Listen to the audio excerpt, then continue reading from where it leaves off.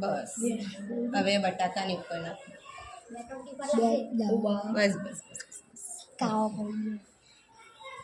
જુઓ થઈ જાય છે.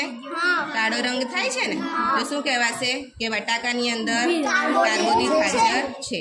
ચાલો ચાલો હાથમાં લો એને, પેલી કસનળી હાથમાં લો, કસનળી બહાર કાઢો.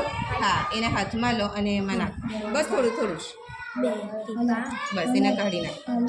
હલાવો એને, હલાવો હલાવો. થાય છે કાળો રંગ?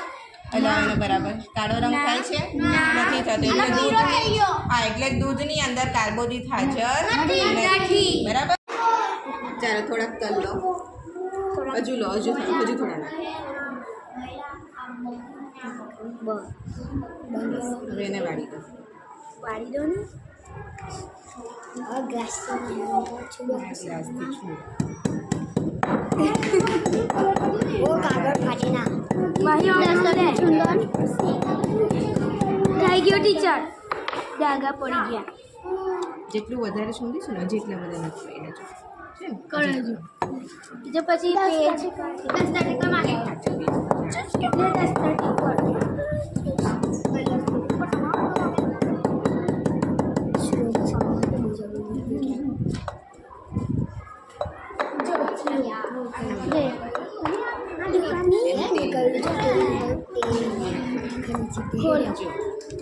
તેલના ડાઘા પડેલા દેખાય છે?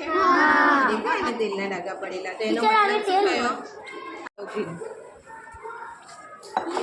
બિલકુલ નથી.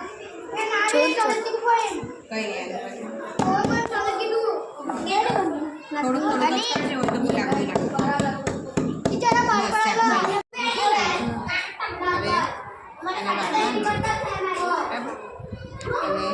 મસ્ત થઈ જાય છે. જો તેલના ડાઘા પડ્યા, જોયું તેલના ડાઘા પડ્યા ને? જો આ છૂંદવાની બી જરૂર નથી. આમ જ ખાલી આમ જ દબાવવાથી તેલના ડાઘા પડી જાય છે ને? તેલના ડાઘા પડ્યા તો આની ઉપરથી શું સાબિત થાય કે કોપરાની અંદર હાજર છે અને ખોટા નથી.